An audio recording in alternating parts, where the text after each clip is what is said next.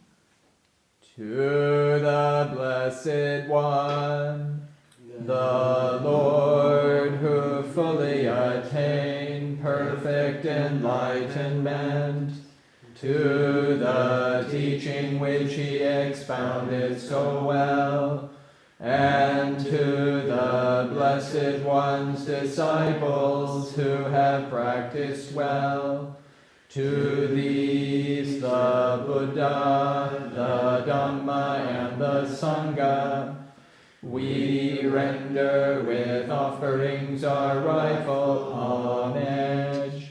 It is well for us that the Blessed One, having attained liberation, still had compassion for later generations. May these simple offerings be accepted for our long-lasting benefit and for the happiness it gives us. The Lord, the perfectly enlightened and Blessed One, I render homage to the Buddha, the Blessed One.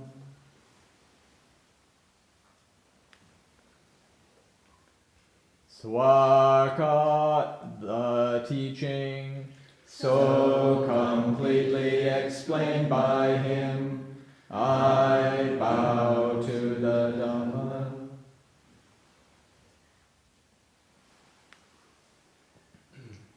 The Blessed One's disciples, who have practiced well, I bow to the Sangha.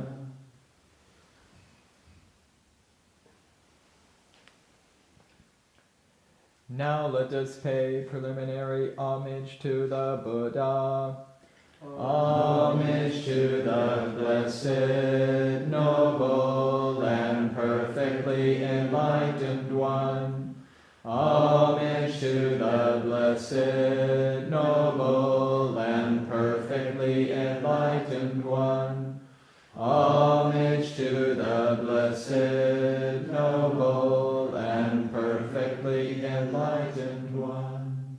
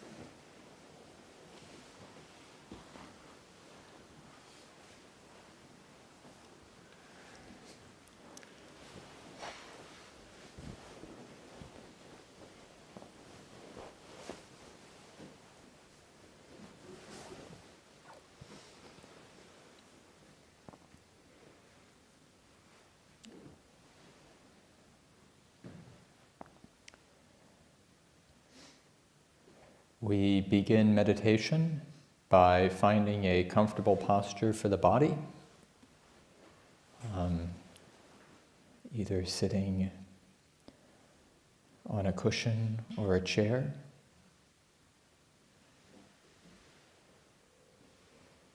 We choose a posture that we can, at least it's best if we are able to choose a posture where we can sit for roughly 45 minutes without too much discomfort.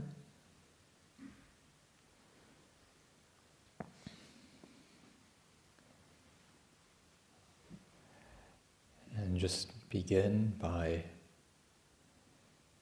grounding attention in the sensation of contact between the buttocks and the chair or cushion, and the feet on the floor.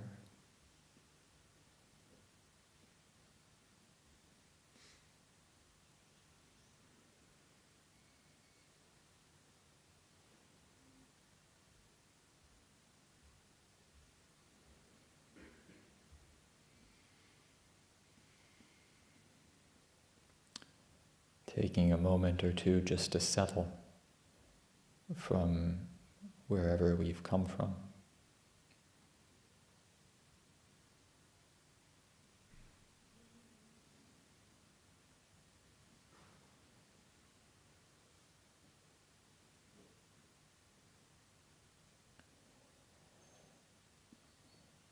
And then observing that out of this firm foundation, the spinal column rises up. Check that you're not leaning too far forward or too far back.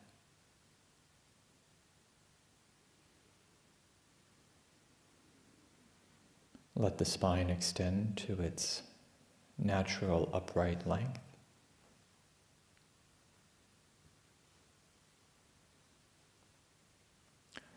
One can imagine the crown of the head being lifted up very gently by a fine string.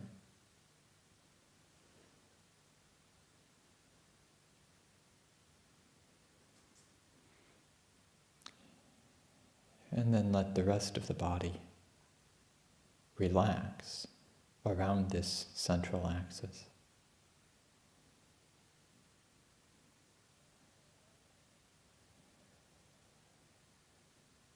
When the spine is aligned, it takes no muscular energy to hold the body upright.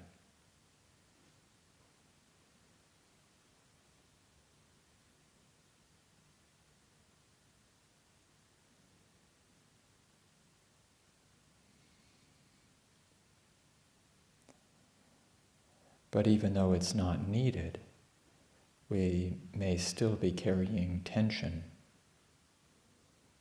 from experiences throughout the day. And so it can be useful to scan the attention through the body and consciously relax.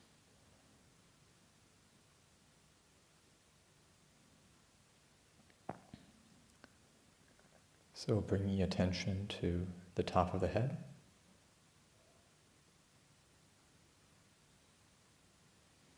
And just investigating whether there's any tension there, unneeded effort. And inviting it to relax.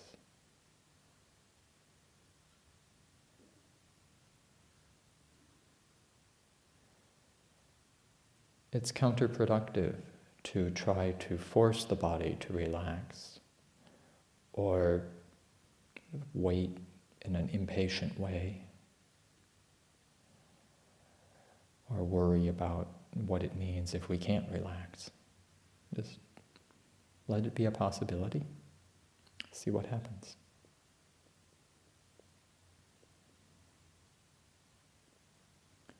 And then bringing attention to down through the face, particularly the eyes.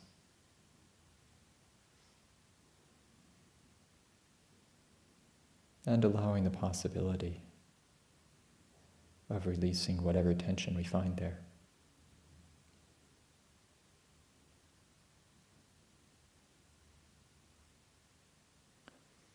Similarly with the jaw.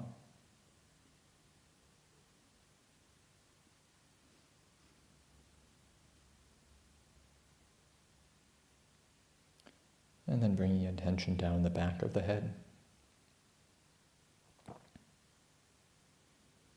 And the neck.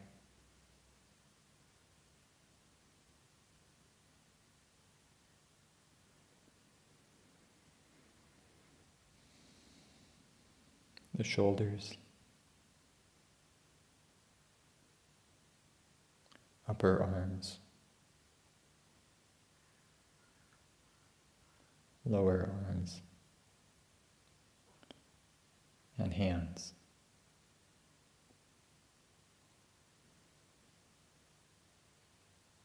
Noticing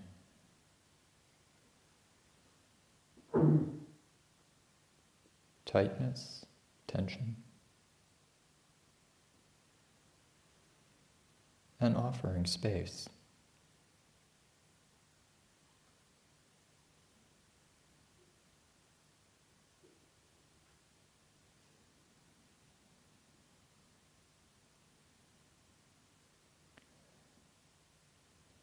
Returning attention back to the neck,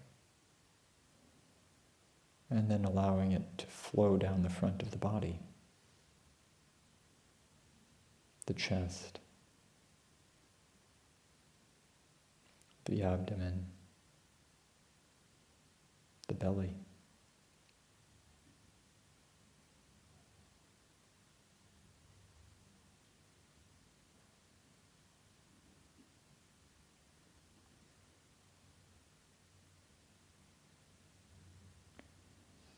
Then bringing attention to the back,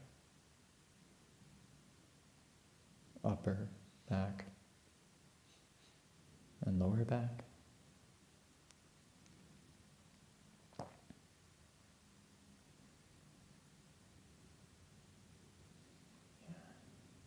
Allowing any unnecessary holding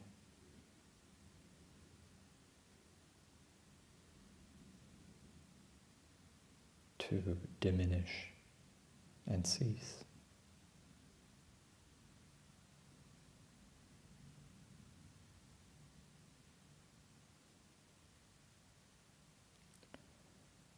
Bringing attention to the pelvis, the sit bones,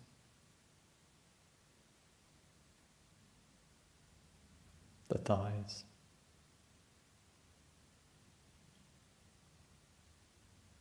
upper legs,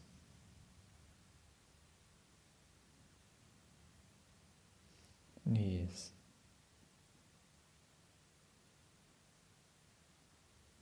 lower legs, and feet.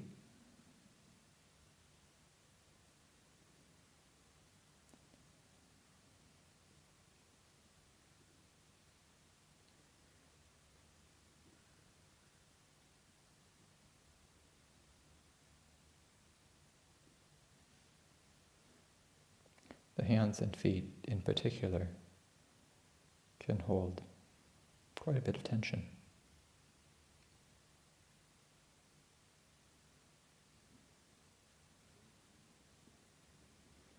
And then bring attention to the experience of the entire body.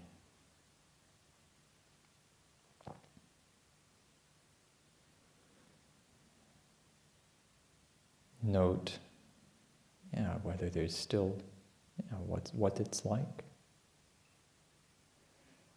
whether it is more relaxed than before. There may well be residual tension. That's fine. Again, expectation here is counterproductive. So for 2 minutes, we can just be aware of the sensation of the entire body.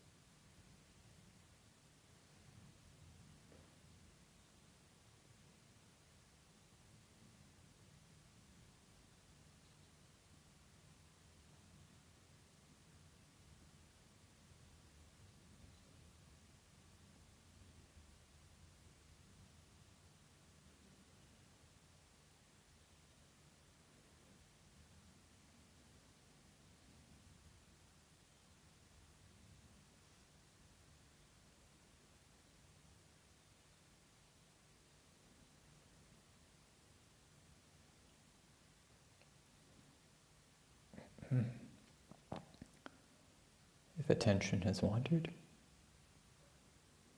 gently bring it back to the experience of the body.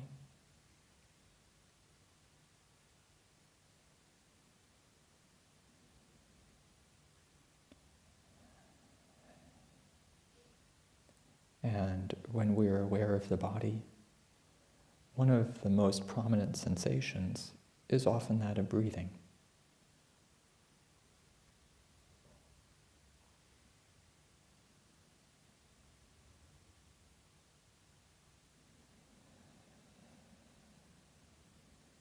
And so we can bring attention there, observing how is it, what are the sensations that let me know when I'm breathing in and when I'm breathing out.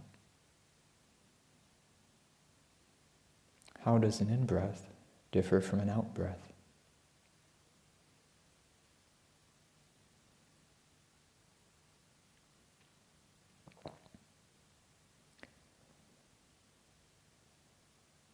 And we can be aware of this. We can ask this question regarding the entire body rather than any area in specific.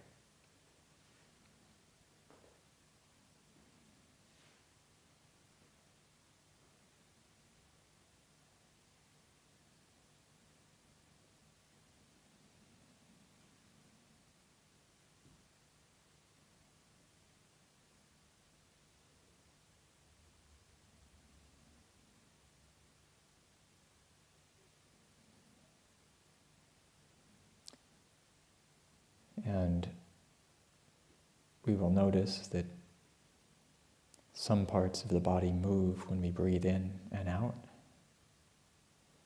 and others don't. And the most immediately obvious effects of the breath are in the moving parts.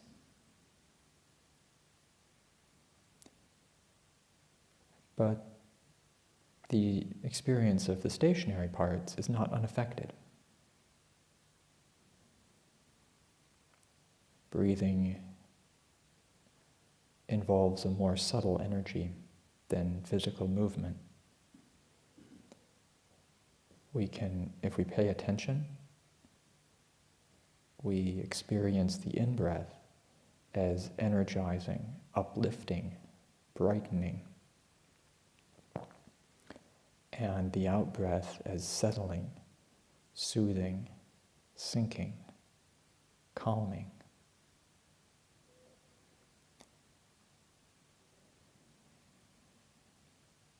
And in the process of breathing, the body-mind system experiences these in alternation.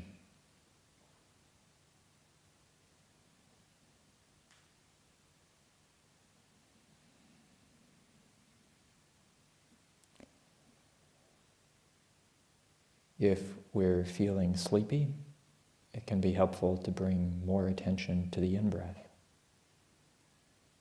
If we're feeling agitated, more to the out-breath, so as to balance the level of energy.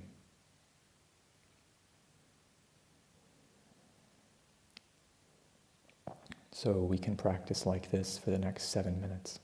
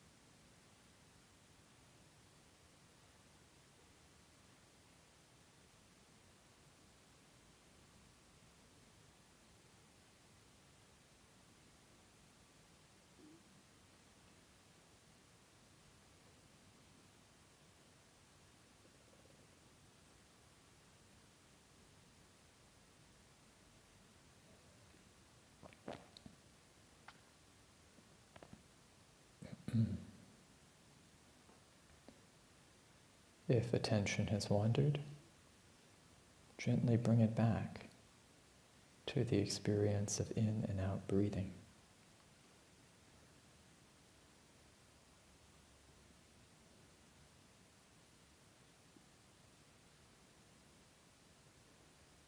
Knowing each in-breath, knowing each out-breath.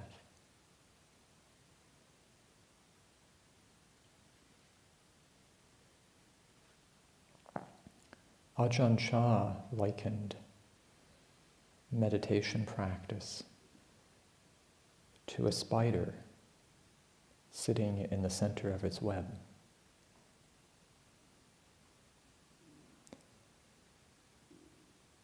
The spider remains still at the center of the web,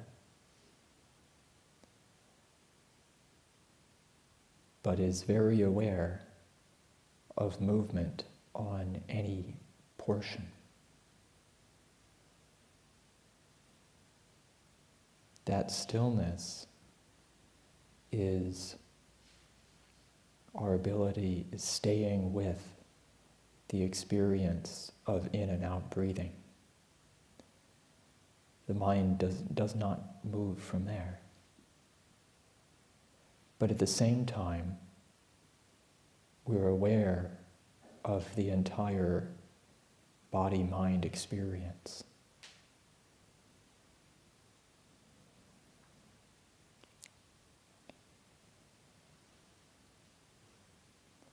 The first is called sati, mindfulness. The second, sampajanya, alertness.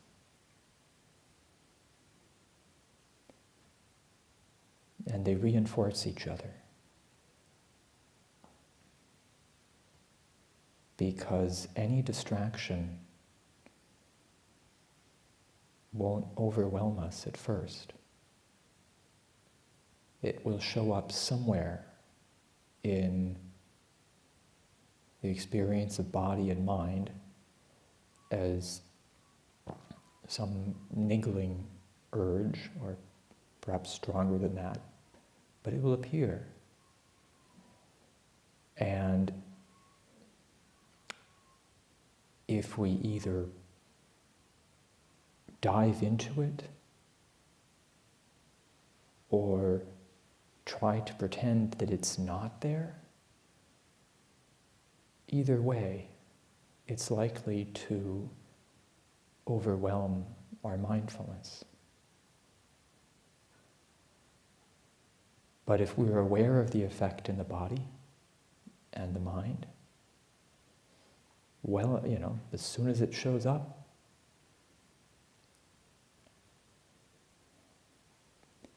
pay appropriate attention to it, neither neglecting it nor buying into it.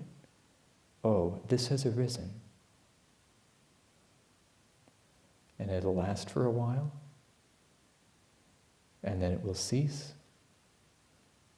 And all the while, we can stay with the breath. Ajahn Chah likened this to the spider, that when something lands on the web, immediately jumps out, wraps up the insect in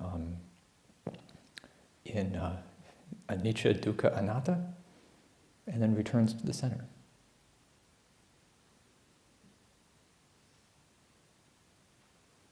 And so, and at least I find for this practice, it's helpful to have, not to try to focus on it, not to take the breath at a single point, but rather throughout the whole body. So, with this kind of practice, the things that we might call distractions are actually our teachers. We're learning skill. So something appears, do we have the skill to know how to approach it, how to work with it, and how to let it go? so that it doesn't derail our meditation. And if the mind wanders off completely, we'll just bring it back. And so we can practice like this for another 7 minutes.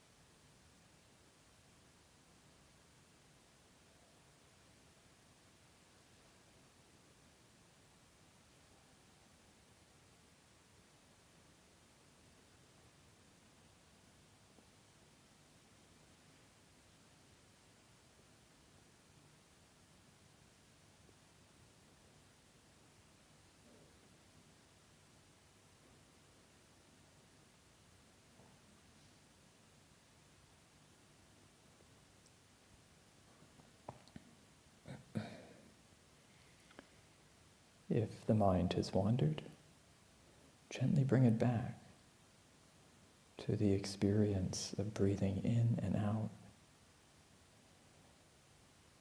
and the awareness of this field of the body, this sensitive space, this energetic presence.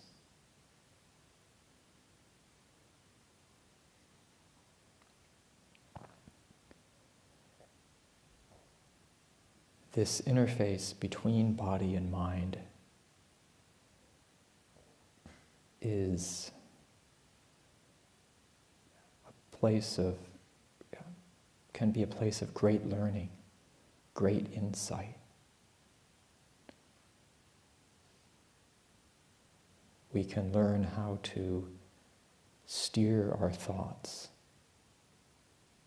not by what they promise based on their content, but how they feel in the body.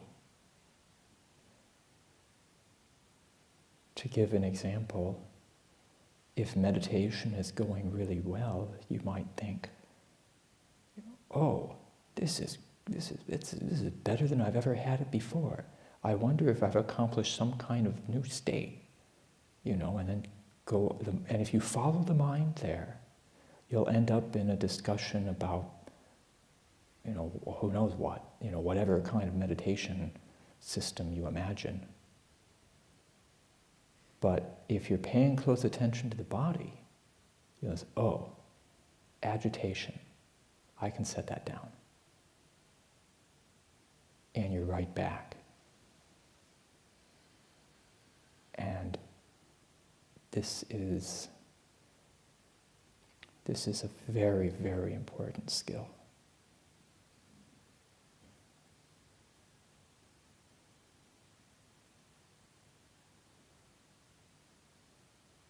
It's right here, that one learns that,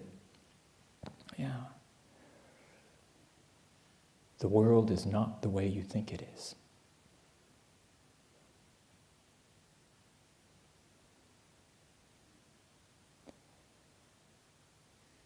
And it can be particularly useful to notice, how do thoughts loaded with self-view, how do they feel? And my experience is bad, agitating. Even if I'm thinking about how good I might be. No, there's some tension there. Beware.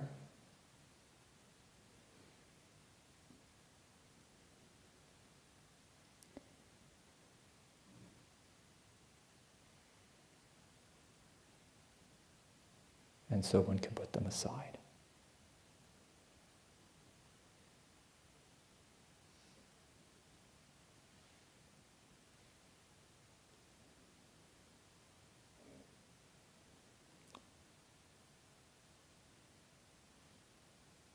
And one can reflect again, just learning. I'd be spending, just lots of time in this classroom.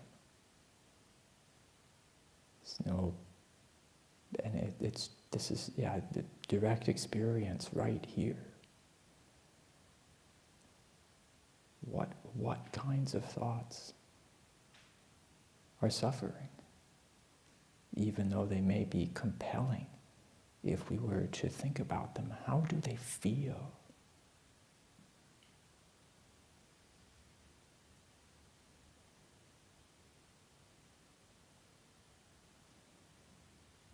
And one can, and then when they're not there, how does that space of the body and mind, how does that feel?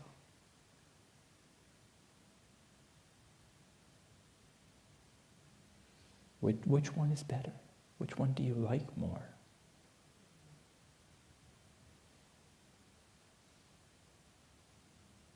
Here you can find the Four Noble Truths, not as philosophical statements, but as a guide how to steer the mind beyond concepts without having to think about who I am or what the world is. Suffering, and here suffering, it can mean just very slight stress, and its cessation. Follow that. Investigate that.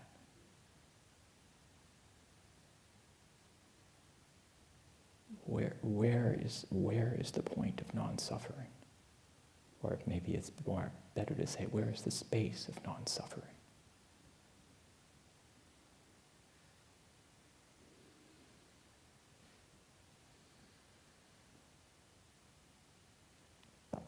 So we can continue to investigate for another 7 minutes.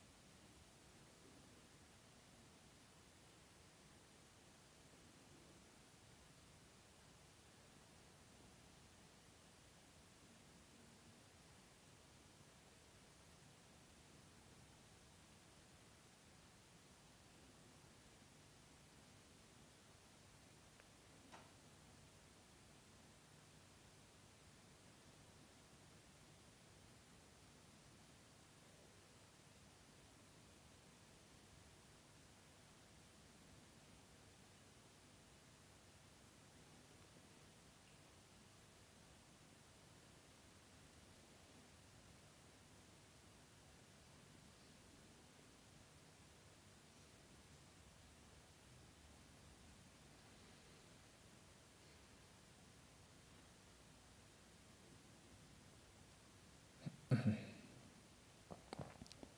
mind has wandered. Bring it back to the interface between body and mind.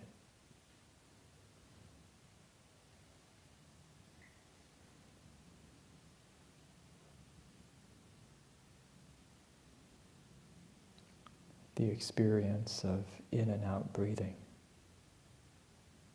throughout the body.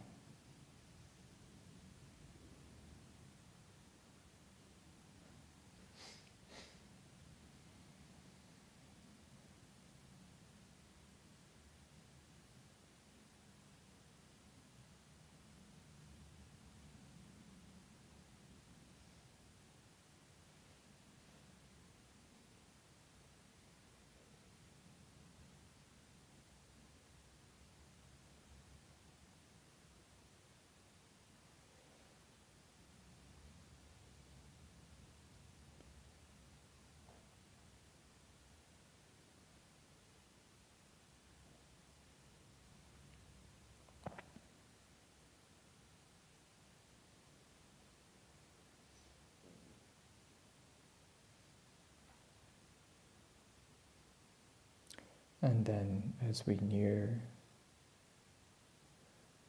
the end of our meditation, however it's gone, it can be useful to bring up perceptions of goodwill.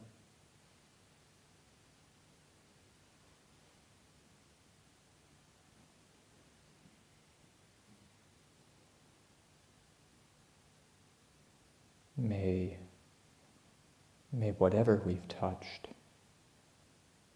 in this hour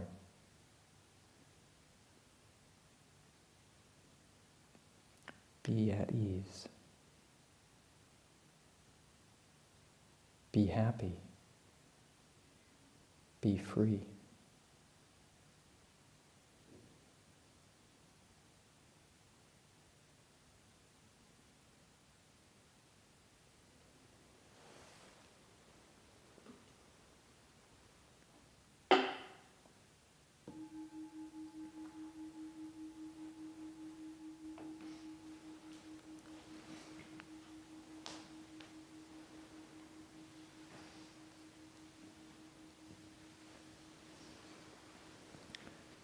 So we can close the evening with the Suffusion with the Divine Abidings in English, page 43.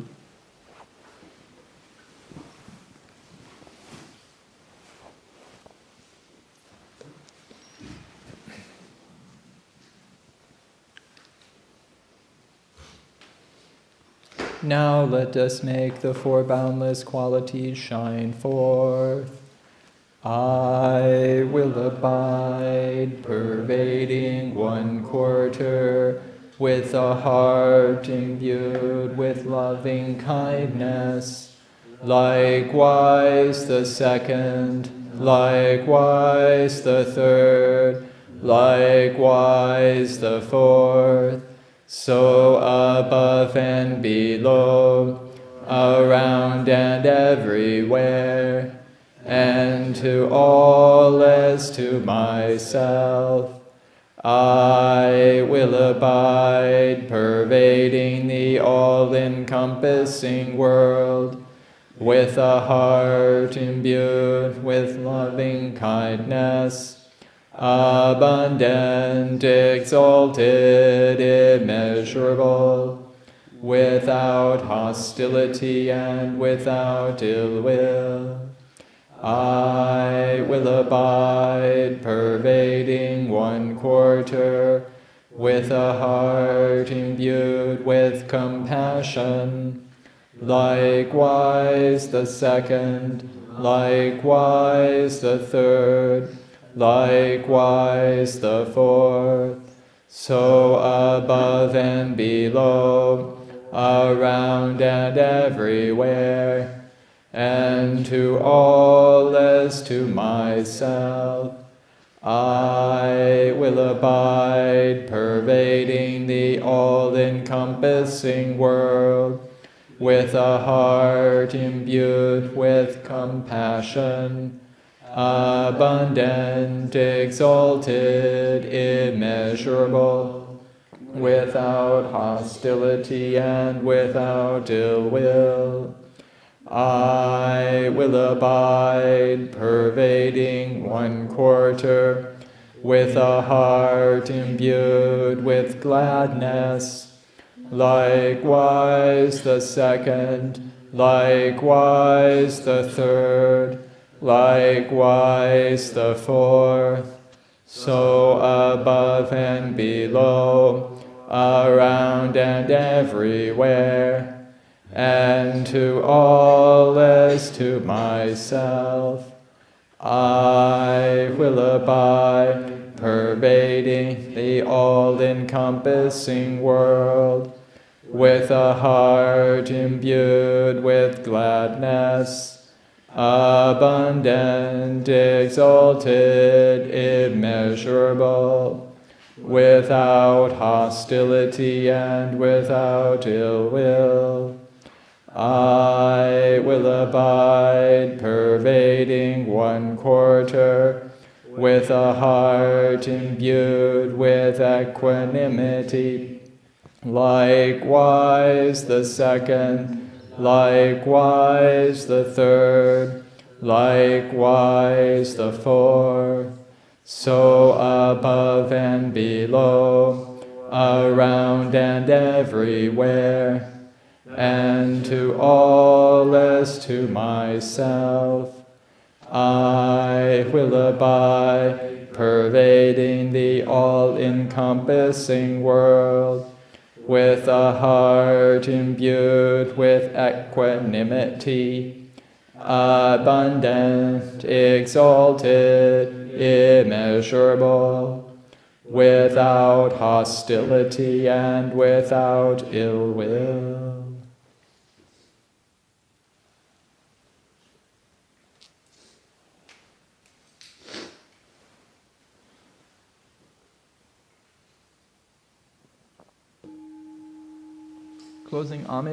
Closing homage in English. I think that's page 29.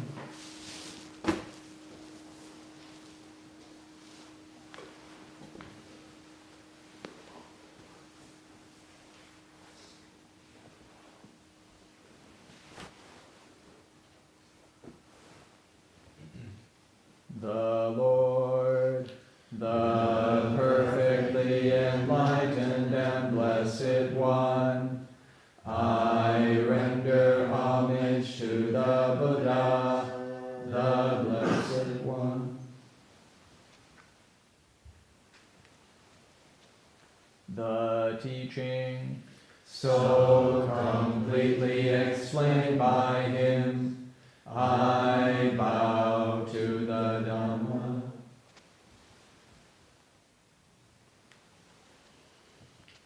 The Blessed One's disciples, who have practiced well, I